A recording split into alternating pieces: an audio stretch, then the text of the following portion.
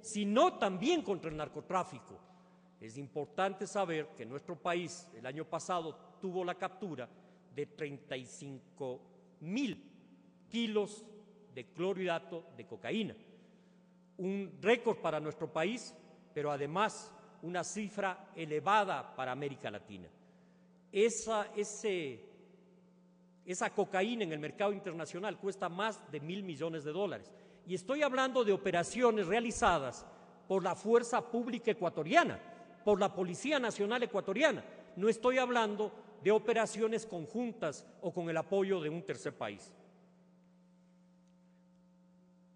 Las relaciones políticas entre el gobierno ecuatoriano y el gobierno de Colombia hasta el 1 de marzo eran relaciones fraternas y eran relaciones permanentes.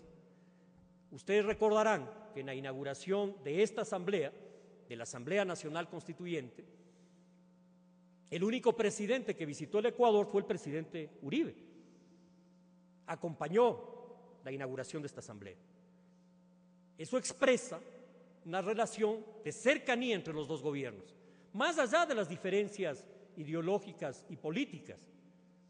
Para el Ecuador era importante que esta relación se consolidara.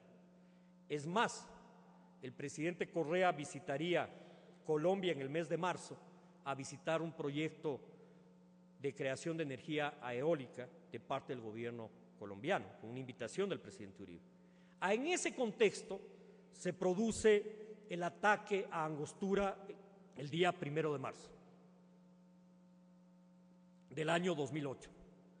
La información que llega al Ecuador a través de la propia inteligencia colombiana es que un grupo de guerrilleros fueron atacados por la fuerza pública colombiana y que en una persecución en caliente estas fuerzas habían pasado al territorio nacional, que no había por lo tanto violación de soberanía.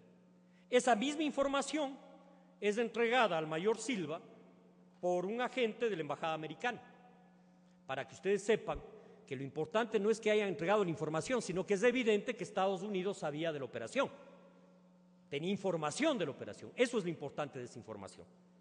Pero también el presidente Uribe le llama al presidente Correa a darle la misma información, que en una persecución en caliente fuerzas colombianas se habían enfrentado con guerrilleros de las FARC. Esa información es desmentida el mismo día 1 de marzo, a mediodía.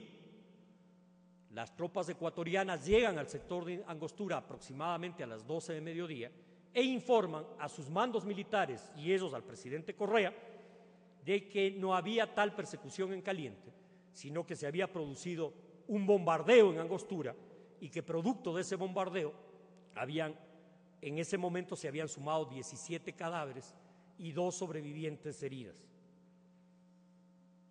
El presidente ordena y forma una comisión de investigación que recorre la zona de Angostura el día 2 y confirma que efectivamente ahí se había producido la violación de la soberanía nacional y una masacre.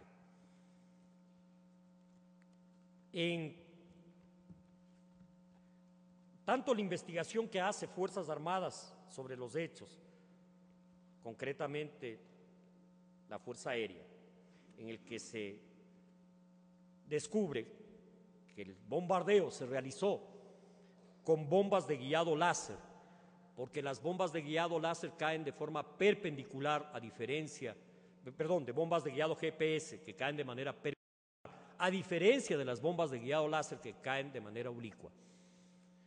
Se descubre además que son 10 perforaciones de aproximadamente 2,40 metros de profundidad y 1,50 metros de diámetro, que las armas usadas, las bombas usadas, son bombas de 500 libras de peso, que estas bombas son de tecnología norteamericana, se encuentran incluso restos de ella con la fecha de fabricación de las mismas bombas, lo que determina que efectivamente estas bombas fueron lanzadas por aviones de guiado GPS. La pregunta obvia era, ¿Colombia posee esa tecnología? Y la respuesta es que Colombia no posee esa tecnología. Por lo tanto, que tuvo la cooperación de un tercer país que sí posee esa tecnología. ¿Qué países poseen esa tecnología? Israel, Europa y Estados Unidos de Norteamérica. Colombia se comprometió a entregar esa información al Estado ecuatoriano en la Organización de Estados Americanos cuando se condenó la violación a la soberanía nacional, y hasta el momento no la ha entregado y se ha negado sistemáticamente a entregar la información. Todo avión que realiza una operación filma la operación. Colombia tiene sin duda la filmación de esa operación que permitiría saber qué tipo de naves usaron para este ataque. Este es un resto de la bomba que incluso señala la fecha de fabricación de la bomba, que es julio del 2007. Es decir, meses antes de la operación estas bombas fueron fabricadas. Pero además de eso, la Policía Nacional realiza el informe forense con apoyo de 2 técnicos franceses y en las autopsias se ve con claridad que hay varias personas que murieron por disparo de armas de fuego y no por el bombardeo. Es decir, la característica además es que estas personas, cuando llegó la fuerza pública ecuatoriana, se encontraban desnudas. Que el cadáver del señor Raizaya, o el señor Raizaya, tampoco murió por impacto de las bombas, sino por un golpe en el cráneo, demostrando que no solo se violó la soberanía nacional, sino que en Angostura se produjo una masacre. Colombia responde a partir del día 1 de marzo con una ofensiva internacional diplomática. Primero intentando engañar al propio Ecuador y a la comunidad internacional, y después intentando desacreditar al gobierno ecuatoriano para corresponsabilizarlo del ataque de Angostura.